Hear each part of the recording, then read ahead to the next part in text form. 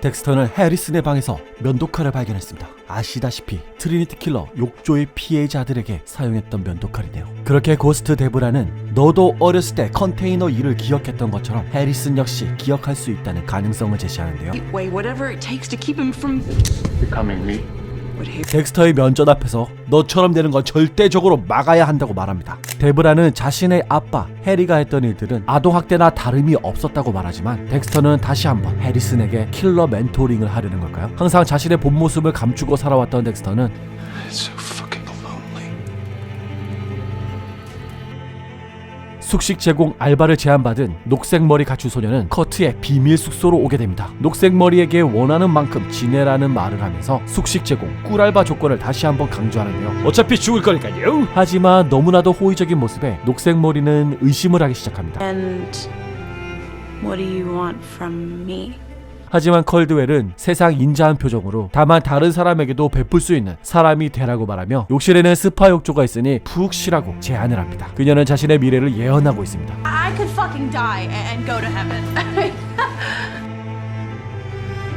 경찰서에서는 죽은 맷이 호텔에서 3일간 신용카드를 사용했다는 사실을 알게 됩니다. 몰리는 그가 살아있다는 소식에 팟캐스트 각이 안 나와서 실망을 했지만 안젤라와 함께 호텔로 가서 직접 맷을 확인하겠다고 합니다. 그날 밤 학교에서 핵인싸가 된 해리스는 들뜬 마음으로 집으로 왔습니다. 면도칼을 들고 있는 덱스터를 보고 당황해하는데요. 해리스는 호신용으로 들고 다녔으며 길거리 생활을 많이 해왔기 때문에 어쩔 수 없이 자신을 지키기 위해 가지고 다닌 거라는 구라를 치고 있네요. I'm not judging you. I just want to know the truth. 이던 사건에서의 진실을 원하는 덱스터의 질문에 모든 사람이 자신을 믿지만 오직 덱스터, 아버지만이 자신을 믿어주지 않는다고 말합니다. I'm living a lie. Jim. 그렇게 집을 나가버립니다. 막상 갈 곳이 없었던 해리슨은 그냥 집 앞에 쭈구리가 되어 있는데요. 그때 해리슨의 집을 찾아온 친구들이 있습니다. 잭과 스콧은 해리슨을 데리고 어디론가 끌고 갑니다. What the fuck? Welcome to the kill list party. 살아남은 자들의 파티, 살인 명단 파티를 하고 있었습니다. 집에서는 잠재적 가해자 취급이지만 이곳에서만은 해리슨은 친구들의 히어로. Let's fucking party! 그렇게 해리슨은 친구들에게 싸구려 엑스터시를 받게 되는데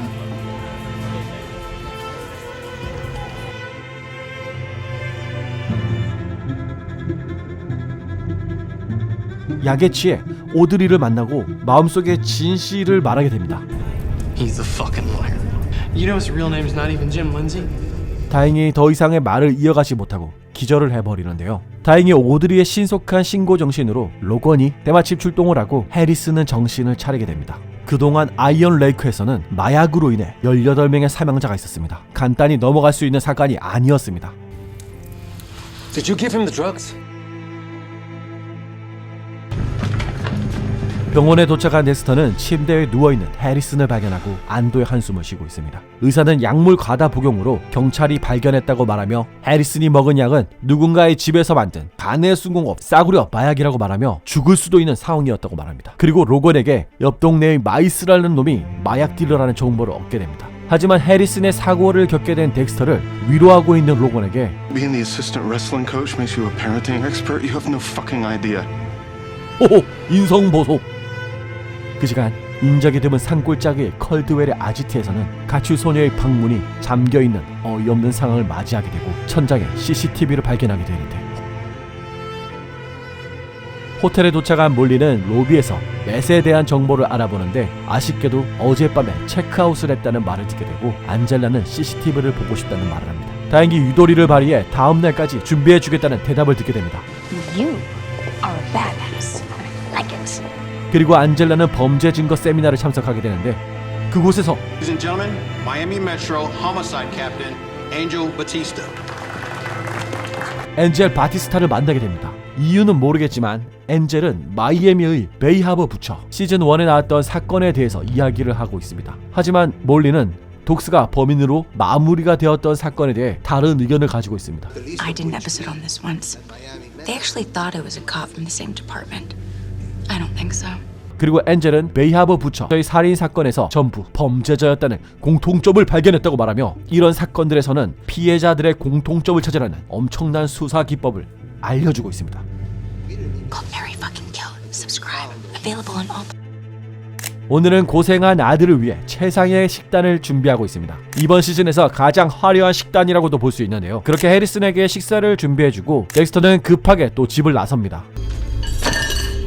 아니, 그릇은 왜 버리냐고. 술집에 도착한 덱스터는 한방에 딜러 마일스를 찾았습니다. 다행이네요. 이렇게 빨리 만날 수 있다니. 역시 행운의 사나이 덱스터입니다. Sometimes you have to say yes to drugs. 마일스를 기절시키려는 순간 경찰이 등장합니다. 작전 변경 플랜 B. 존대 패는 거야 그냥. Stay away from my son! 그리고 경찰서에서 로건이 그를 신문하기 시작하고 네가 판 마약 때문에 지금 18명의 아이들이 죽었으며 어제 19번째 사건이 일어날 뻔했다고 말합니다. I said I want a lawyer. 하지만 로건은 만약 어제 해리슨이 죽었다면 그의 아버지가 너를 두들겨 패는 것을 그냥 뒀을 거라고 말하는데요. Against the law. That's bias. That's intimidation. 하지만 로건은 범인에게 상당히 화가 나 있다고 말하며 그냥 막 복수심에 불타고 있다고 말합니다. Logan, even I feel intimidated.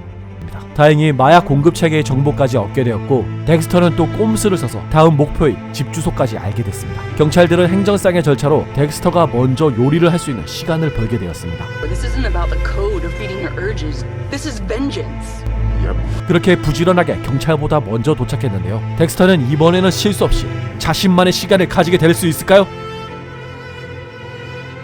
그 시간 또 다른 살인자의 장소. 그녀는 생각보다 호락호락하지가 않습니다. 만만치 않은 상대. 오히려 카메라를 향해 저돌적으로 자신을 어필하고 있습니다.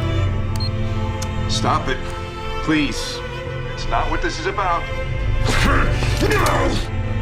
사실 그녀는 몰래 무기를 준비했었습니다. 뜻대로 되지 않자 빡친 컬드웰은 씩씩대며 달려와 그녀를 광태시켜버립니다.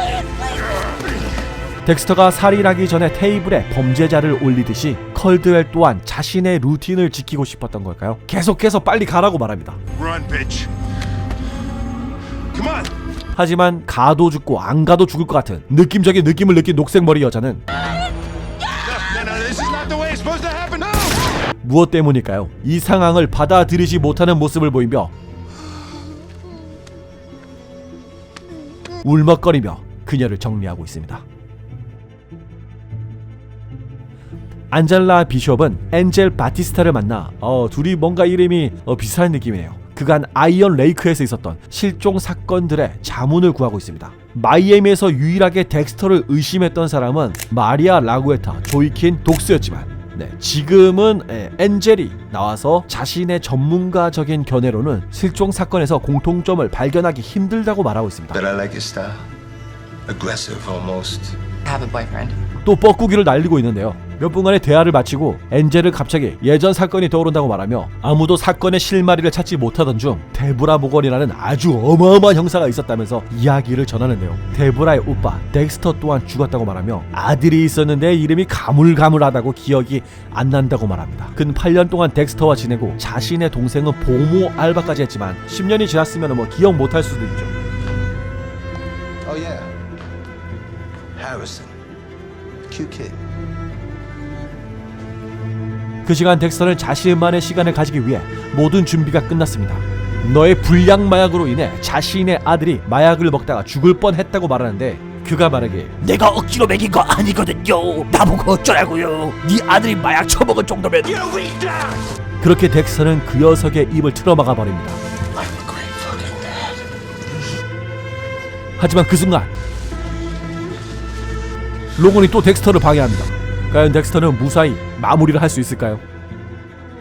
그리고 다음날 안젤라는 매스의 카드로 체크한 사람이 그가 아니라는 사실을 알게 됩니다. 그리고 아버지의 식사를 걷어차고 집을 나온 해리스는 가출을 결심하고 또 우연히 만난 컬드웰은 가기 전에 밥 한 끼 먹으라며 그를 식당으로 데리고 갑니다. 컬드웰은 해리슨에게 자신도 아들 맥과 사이가 안 좋을 때가 많았다고 말하며 커다란 눈을 부라리며 아버지와 잘 지내라는 조언을 해주고 또다시 자신의 식당에서 알바를 하지 않겠냐고 제안을 합니다. 이거 알바 천국이야 뭐야 이거. 계속 알바를 구해.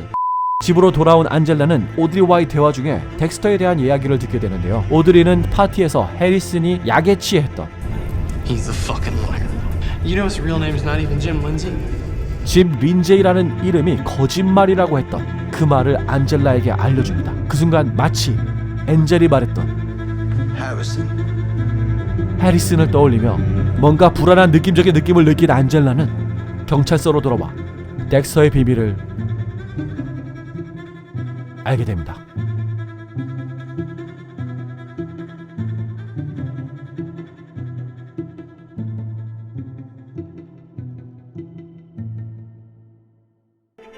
덱스터의 유블러드, 정말 흥미진진해지고 있는데요. 일단 안젤라가 출력한 기사를 저도 한번 출력해보겠습니다.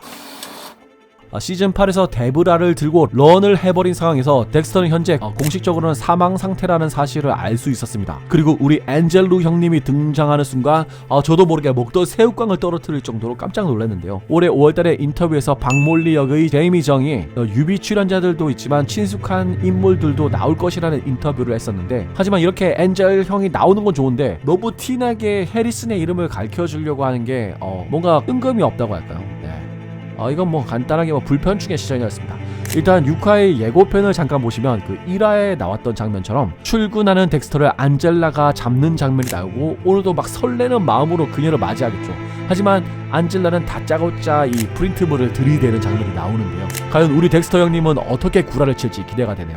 몇 가지 예상을 해보면, 첫 번째로는 우리 옛날 K-드라마 고전 스타일로다가 나 사실은 기억한다, 나 기억상실증이야 라고 하는 방법이 있고, 두 번째는 나 쌍둥이야, 그 사람 내 쌍둥이 형이야, 나 사실 이름이 데킬라 모건이야 라는 방법이 있습니다. 죄송합니다.